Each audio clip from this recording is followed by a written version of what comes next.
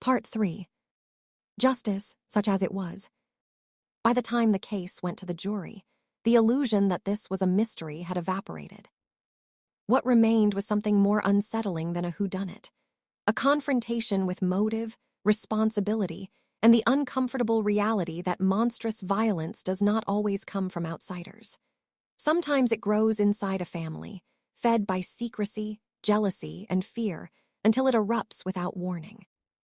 The jury did not take long.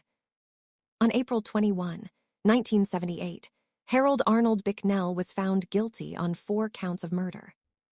There was no visible emotion when the verdict was read. No collapse, no protest, no outburst. Bicknell stood still, his expression flat, absorbing the decision as if it were happening to someone else, another personality perhaps taking the fall. 1 month later, he was sentenced. The judge ordered Bicknell to serve 4 life sentences, to run concurrently. To the families of the victims, the words sounded heavy, definitive, final. They were none of those things. In the late 1970s, California did not have life without the possibility of parole. Life did not mean forever, it meant eligibility. Under the law at the time, Bicknell would be eligible for parole in 7 years. 7 years. For the murder of a grandmother, her daughter, and 2 young girls, one of them 6 years old. To those outside the system, it sounded absurd.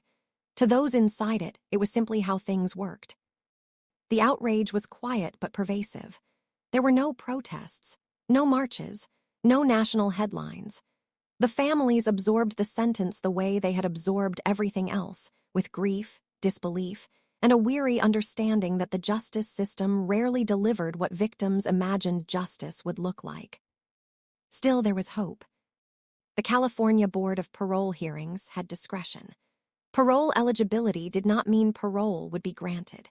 And in the years that followed, the board would prove unwilling to release a man whose crimes were so deeply rooted in betrayal and denial.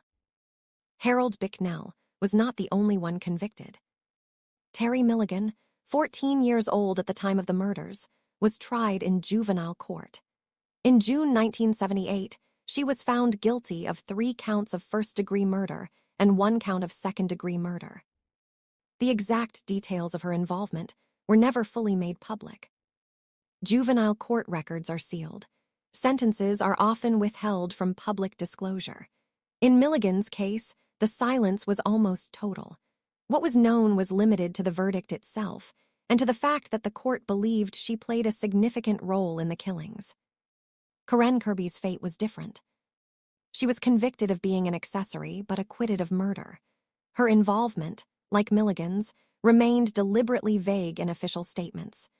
Prosecutors never fully explained who did what, who held which knife, or who delivered which blows. Perhaps they couldn't. Perhaps the truth was too tangled, too ugly, too implicating for everyone involved. Raylene Ferguson, the witness who survived, was left to live with what she had seen and forgotten and remembered again. There is no record of her ever returning to public life in relation to the case. Trauma does not announce itself. It settles quietly into the bones and stays. Harold Arnold Bicknell was sent to California State Prison, eventually housed at Salinas Valley State Prison in Soledad. He aged. His hair thinned, his face softened, his posture stooped. Over time, he became what the prison system is designed to produce, an older man with a long record and few infractions. He did not become what the parole board wanted most. He did not accept responsibility. In hearing after hearing, year after year, Bicknell maintained some version of denial. Sometimes he admitted partial guilt. Sometimes he blamed alternate personalities. Sometimes he blamed others, Milligan, Kirby, anyone but himself. He spoke of trauma, of abuse, of confusion. What he did not speak of, at least not convincingly, was accountability. And that mattered. By the time Bicknell reached his 40s, the legal landscape around parole had begun to shift. California introduced new guidelines designed to reevaluate inmates who had committed crimes as youths. Research into brain development and impulse control reshaped how the justice system viewed offenders under the age of 26. Later came the elderly parole program, which applied to inmates over 60 who had served at least 25 years. These changes were meant to address overcrowding, rehabilitation, and fairness. They also reopened old wounds. For the families of the Smith and Harris women, each parole hearing was not a bureaucratic procedure. It was a reopening of the crime itself. Letters were written. Phone calls were made. Statements were prepared and delivered again and again. Each time, the fear was the same. What if this time they let him go? On July 30, 2020, after 43 years behind bars, the California Board of Parole Hearings declared Harold Arnold Bicknell suitable for parole. The decision was based on several factors. His youth at the time of the crime. His age at the time of the hearing, 62. A largely clean disciplinary record in prison. Claims of an abusive childhood. To the board, these factors suggested rehabilitation. To the victims, family members, the decision felt like erasure. They spoke, they cried, they pleaded. They reminded the board of the kitchen floor, of the child pressed against her mother, of the bound girl on the bed. They reminded the system that time does not dilute brutality. The parole grant did not mean immediate release. In California, parole board decisions can be reviewed and overturned by the governor.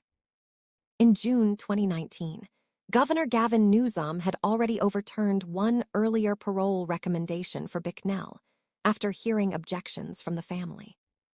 This time, the response was louder. Public outrage followed. Media outlets reported on the case again, decades after it had faded from public memory. The Monterey County District Attorney appealed the decision directly to the governor. A new parole hearing was ordered in July 2021. This time, the outcome was different. The board rescinded its earlier decision. In its statement, the board concluded that Bicknell remained an unreasonable risk to public safety, citing one factor above all others: his continued denial of responsibility. He still claimed he was not the perpetrator. The board called that claim implausible. They noted his failure to meaningfully address the factors that led to the crime, or to demonstrate genuine insight into his actions. In other words, the thing that had protected him psychologically for decades, his refusal to fully own what he had done, had finally become the thing that kept him behind bars. As of the early 2020s, Harold Arnold Bicknell remains incarcerated. The house in Seaside no longer holds the same family. The street no longer carries the weight of patrols and fear. Life moved on, as it always does.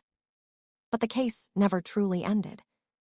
It lives on in court transcripts, in parole hearings, in the minds of those who survived, in the quiet, unresolved question of how violence can hide so completely inside ordinary lives. There were no broken windows, no forced entry, no warning. Just a family, a kitchen floor, and a night that never should have ended the way it did. Follow for more real crime stories.